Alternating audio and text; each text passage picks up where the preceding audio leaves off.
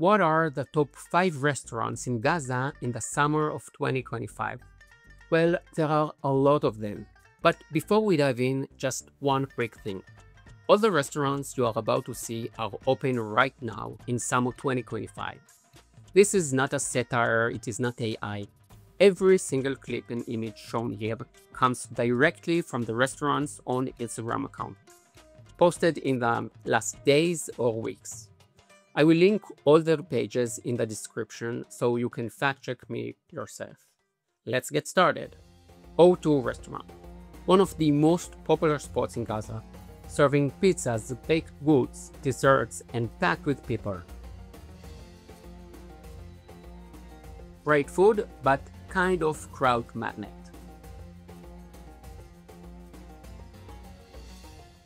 Thailandi Gaza. Looking for something a bit more chill? Thailandi Gaza is a fan favorite. Lots of food, but especially desserts. And if there is one thing to know about Gaza restaurants, they love pouring chocolate on everything.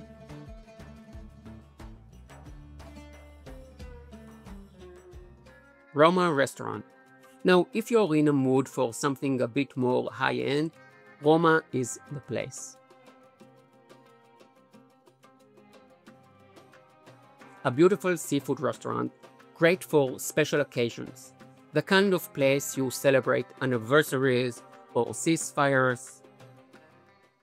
Est Cana Cafe. Another cozy cafe with good coffee, pastries, and a friendly staff.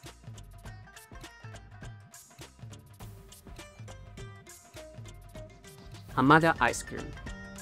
Great ice cream, of course, but people come here for more than just dessert. It's the time, the fun, the hangout spot.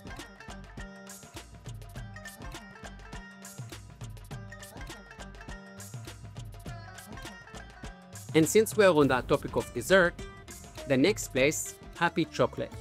And they are not lying, chocolate does make people happy. Pizza food truck. Everyone loves pizza, and everyone loves a food truck. So why not combine them? Pizza food truck.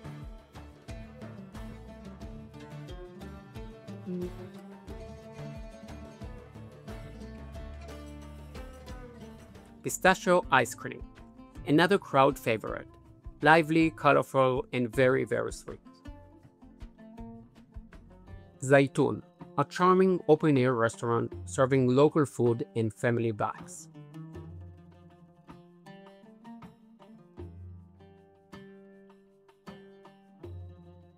There are plenty of other restaurants operating. No need to show them all, because by now you get the point. The real story here isn't about the restaurants. It's about the story you are being sold about Gaza. Are there people suffering in Gaza? Yes. Do a few dozen open restaurants tell the whole story? No. But this is not what genocide looks like. This is not what famine looks like. Now, there is famine in the Middle East, in Yemen. But since you can't blame the Jews for that, no one seems to care.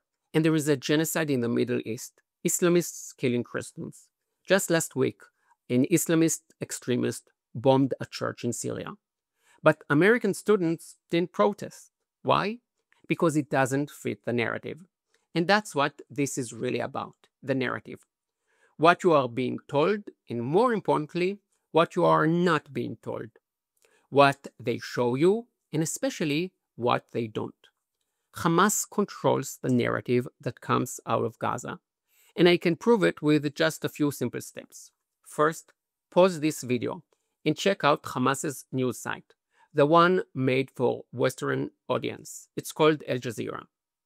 Check the headlines. I guarantee you will see a story about civilians killed in Gaza, usually with a fake number Hamas made up. At least 3 sub-headlines will blame Israel, and at least 50% of the opinion pieces will be anti-Israel. Now ask yourself, how is that I can predict the headlines of a news site in advance? Simple. Because it is not news site. It is a site that sells the narrative Hamas wants to sell to the West. Qatar and Hamas are 2 arms of the same movement, the Muslim Brotherhood. their goal to spread Sharia law across the globe. I made a full video on that. Link is in the description. According to Al Jazeera, Israel only kills civilians, not one terrorist, not one Hamas fighter.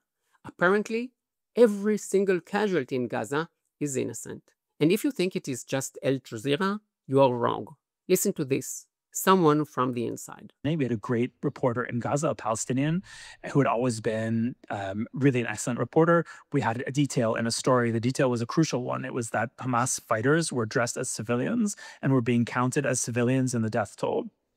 An important thing to know, that went out in an AP story. The reporter called me a few hours later. It was clear that someone had spoken to him. And he told me, I was on the desk in Jerusalem, so I was kind of writing the story from the main bureau in Jerusalem. And he said, Mati, you have to take that detail out of the story. And it was clear that someone had threatened him. I took the detail out of the story. I suggested to our editors that we note in an editor's note that we were now complying with Hamas censorship. I was overruled. And from that point in time, the AP, like all of its sister organizations, collaborates with Hamas censorship in Gaza. Hamas has figured out how to make the press amplify its messaging rather than covering Hamas. There are no Western reporters in Gaza. All of the reporters in Gaza are Palestinians, and those people fall into three categories. Some of them identify with Hamas. Some of them are intimidated by Hamas and won't cross Hamas, which makes a lot of sense. I wouldn't want to cross Hamas either. And the third category is people who actually belong to Hamas. That's where the information from Gaza is coming from. And if you're credulous, then of course you're going to get a story that makes Israel look pretty bad. This comes from one of the largest news agencies in the world. Now, I'm not saying just because one insider said it, it must be true. But how can you tell if he's right? Ask yourself this. In the past 2 years, you've seen millions of reports about Gaza from Gaza. Have you seen even one Gazan citizen criticize Hamas? One report on Hamas executing fellow Palestinians? Or stealing aid and reselling it for profit? You haven't, because it doesn't fit the narrative Hamas wants you to see. In Gaza, like in most Muslim regimes, you can criticize the ruler, but only once, because that's the last thing you will ever do. I know of only one man who publicly spoke out against Hamas from Gaza, Ziad Abu Haya. مناشد العالم كله انقذونا من حماس قبل اليهود انقذونا من حماس قبل اليهود هذول تجار في دمنا كل يوم بتنزفوا دمنا فرجوا كيف اطفالنا ونسائنا في الشوارع يا أمة عربية يا أمة إسلامية يا ضمير العالم انقذونا من حماس قبل اليهود انقذونا من حماس قبل اليهود. Do you know what happened to him?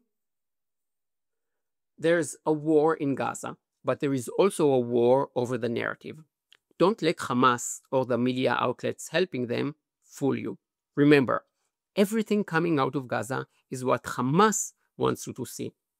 And the two biggest stories in the Middle East are the one no one is talking about: the genocide of Christians, the war and real famine in Yemen.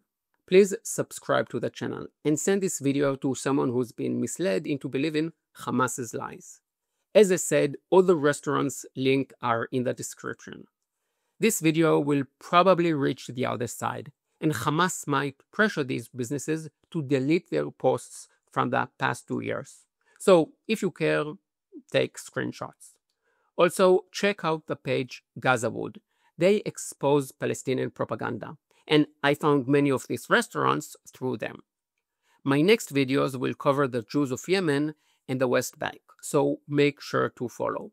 Go grab some chocolate, and I will see you in the next one. Yalla bye.